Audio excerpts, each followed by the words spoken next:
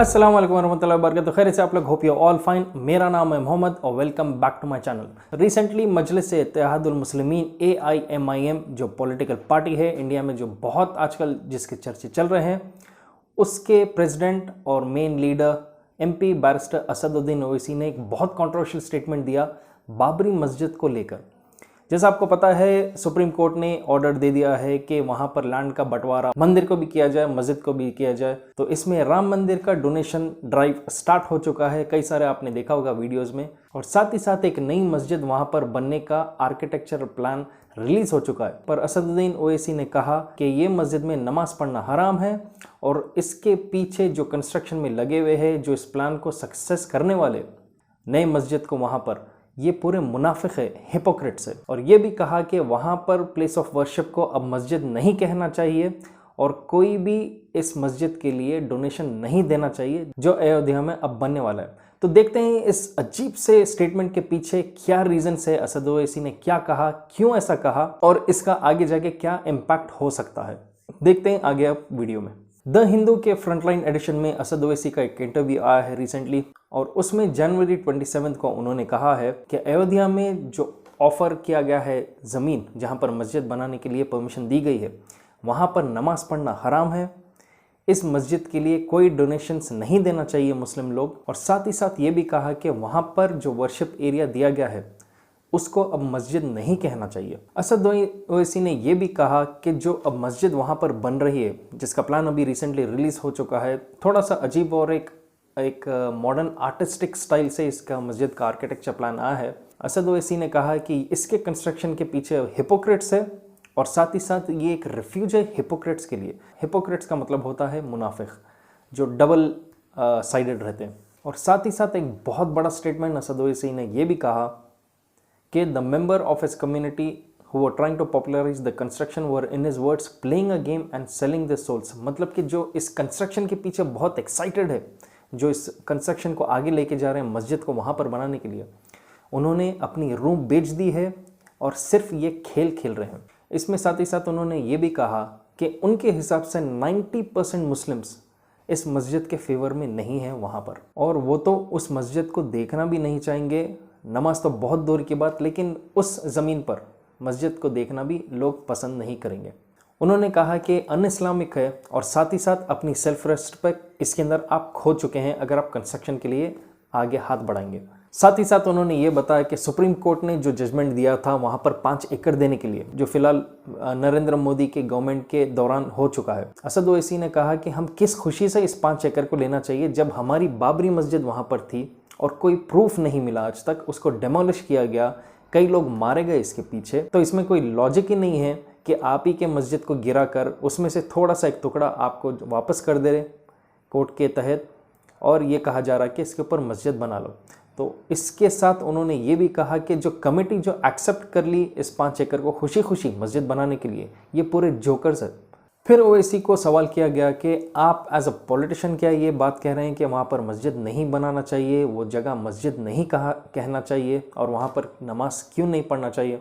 तो असद ओवैसी ने इसका रिप्लाई में ये कहा कि मैं खुद AIMPLB का बोर्ड मेंबर हूँ, जो है all India Muslim personal law board, और मैंने कई सारे एग्जीक्यूटिव कमेटी मेंबर से इसके ताल्लुक से बात किया, मुफ्तियों से बात किया और उलेमा से तक बात किया, जो होते हैं इस्लामिक एक्सपर्ट्स, और कई सारे डिफरेंट स्कूल्स ऑफ थॉट वालों के बड़े बड़े लीडर्स से भी मैंने इस ताल्लुक से बात किया।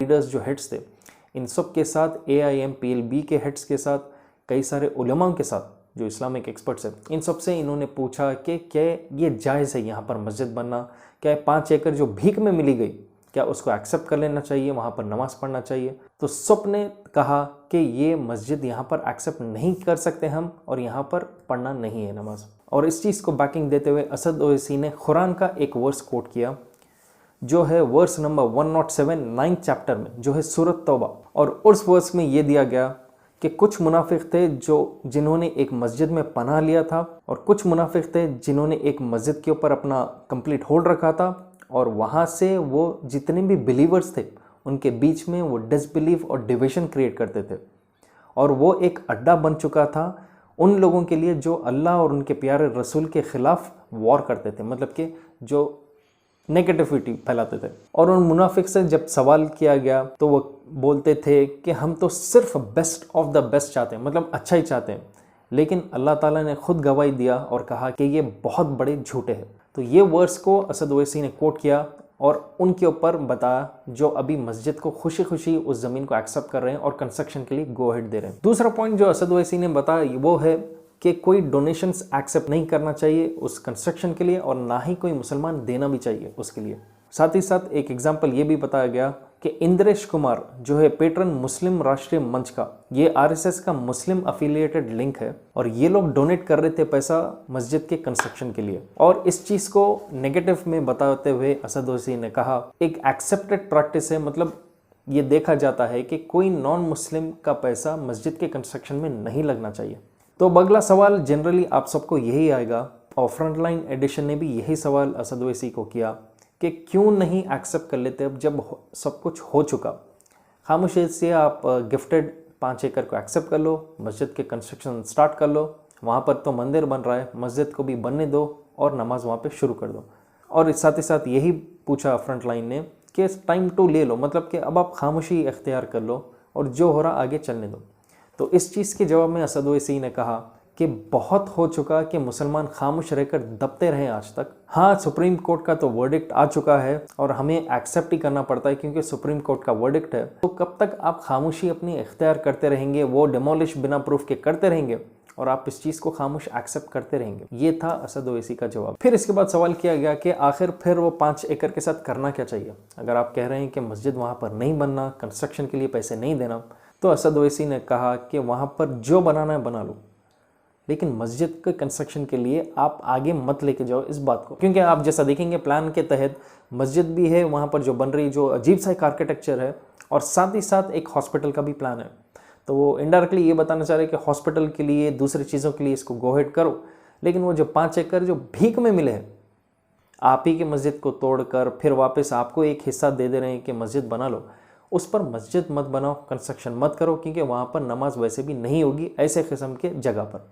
और ये कहा कि दिसंबर 92 में जो बाबरी मस्जिद को डेमोलिशन बहुत बेतहाशा और बिना किसी प्रूफ के संघ परिवार के लोगों ने कैरी आउट किया, ये चीज़ हमें ज़िंदगी भर याद रहेगी और हम अपने औलाद को भी इस चीज़ का एहसास दिलाते रहेंगे कि कैसा नाइंसाफ़ी हुई थी हमारी कौम के साथ। और इनफैक्ट ये कहा कि नवंबर 2019 का जो सुप्रीम कोर्ट का जो जजमेंट था बंटवारे का कि राम मंदिर को बनाने की परमिशन दी जाए और कोई इसमें गिल्टी नहीं थे जो तोड़म ताड़ी में थे, आज तक कभी पता ही नहीं चला कि कौन थे इसके पीछे, जबकि कई सारे वीडियो प्रूफ्स है कि बड़े बड़े पॉलिटिकल लीडर्स का हाथ था इसके अंदर बाबरी मस्जिद को गिराने में। तो जब सुप्रीम कोर्ट का वर्डिक्ट आ गया तो असद ओवैसी ने कहा कि इससे कोई सोल्यूशन नहीं हुआ, ना कोई चीज़ सॉल्व हुई, और इनफैक्ट ये दरवाजे खोल दिया कई सारे आने वाले परेशानियाँ जो है। और ये कैसे, अगर आप पूछेंगे तो असद ओवैसी ने कहा कि कई सारे मस्जिदों को अब टारगेट किया जा रहा है कि नेक्स्ट उसका भी टॉपिक लिया जाए। और उन्होंने साइट एग्जांपल किया कि कई सारे स्टेट्स में कई सारे इमाम कंप्लेन यही कर रहे हैं कि उनके मस्जिदों को रेनोवेशन का तक परमिशन वहाँ पर नहीं मिल रहा है। ये कहा जा रहा है कि शायद यहाँ पर भी मंदिर थी,